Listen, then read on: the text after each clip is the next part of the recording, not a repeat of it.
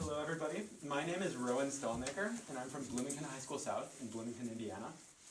And I just wanted to say a quick thank you to everybody at Turning Green, because this has been such an incredible experience. It's really changed my mind about so many things, and it's expanded my worldview, and put me in contact with so many great people, like all of the 2019 finalists. I love every single one of you. I want to start off by talking about my upbringing and how it really positioned me to be in a great spot for this challenge. I grew up outside. When I was a baby, my parents would take me outside when I was crying and I'd calm down. It was incredible. It was like magic. Like you can see me there looking so happy. I was in love with water. I loved fishing. I loved looking at everything that moved. I looked under every rock, every tree branch, just anywhere where something could live, I looked. I looked in puddles thinking there would be giant catfish in there. It was incredible. I really wish I would still have that imagination. But growing up, I spent a little less time outdoors. It started to kind of take a drag on my mental health. I wasn't spending out as much time doing what I loved. And like the past few years, I've really reconnected with nature. I've gotten into sailing there and there. I made a trip to Alaska, which was incredible. It inspired me to look at the salmon and see what they were doing. And just recently, I've looked at tide pools on the coast, and it's just so cool to see everything happening with or without human intervention. Oh, that's two. What? Yeah. Through this love of nature, I really got into macroinvertebrates and fly fishing. This really put me in a good spot to be like part of the conservation movement. I joined two groups, one called Hoosier Fly Fishers and one called the Hoosier River Watch. The Hoosier River Watch is a citizen science organization dedicated to collecting real data on streams throughout Indiana, and it taught me so much about macroinvertebrates, like with this crayfish, this stonefly, and this mayfly. And I just found them so fascinating. So for the past year, I've been obsessed with them. Every single creek I've been to, I've looked under rocks. I've like flipped rocks. I found two really healthy creeks right by my house. It was so cool to see that. And this love of water made me think, oh, I just want to preserve the water. But throughout Project Green Challenge, I've learned that you can't protect the water without everything else. You need clean soil, you need clean air, you need happy people. And just even with the healthy food, regenerative agriculture, I cooked this Flossin meal. It took a couple hours, but it made food for 5 people for one night and leftovers for my entire family for a week. And it was less than $4 per person for that entire night. It was so good. It was the tastiest food I'd had in months, and I'm so glad I did that. The challenge that really stood out the most to me, though, was the adventure challenge. I got outside to one of my favorite hikes that I just hadn't been to in a while. It was called Cedar Bluffs, and it's the most beautiful spot in southern Indiana. Like, you can argue with me on that, I will fight you. It has these wonderful limestone bluffs, and it's just such a beautiful spot.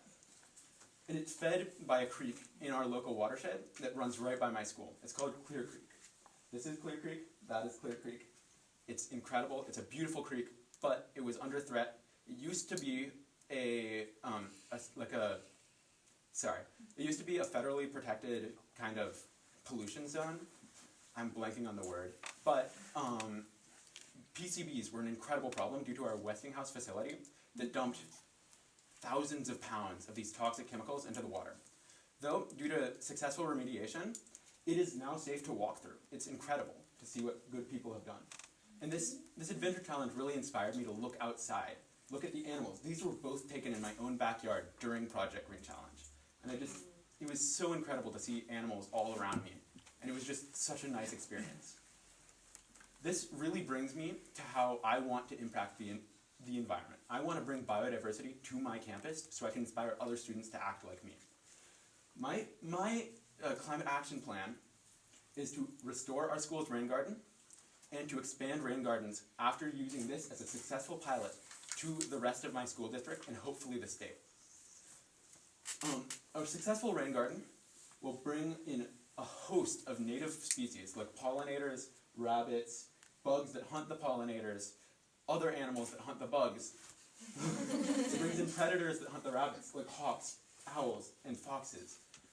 It's just so incredible. It builds soil health by taking the chemical fertilizers used on the lawn and trapping them there so that they don't go into the creek. It improves the creek through flows, good late season flows, that are so necessary in a dry area in the summer, especially as climate change has pushed most of our water into the winter and most of our drought into the summer. In southern Indiana, like we've had several 100-year floods in the past couple years. This last February, we had a flood that raised the water level in the creek behind my house that's normally at about maybe 20 cubic feet per second. It raised the water level 7 feet, flooded an intersection, flooded a field. It was insane.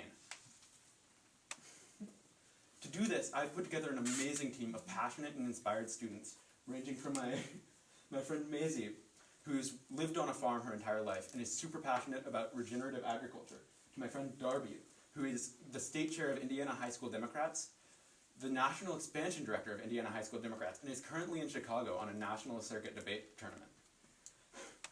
These students are so passionate about expanding this rain garden and expanding this project throughout the school district.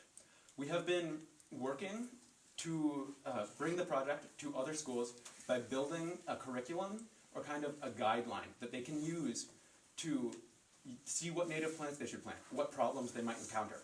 This winter, we are planning to research every single native plant that might fit in a rain garden, see what problems they might cause, see how we can fix those problems, and how we can use nature to its best advantage, how we can use it to build a better rain garden, doing all of this in a snowballing fashion.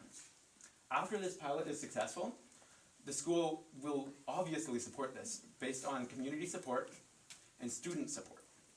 We plan our first other school that has a rain garden, already has a rain garden. It was the elementary school where I grew up, Charles Elementary. I want to say shout out to Mrs. Smith.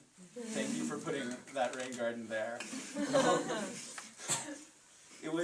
She installed a rain garden this last summer as a way to combat flooding in the spring.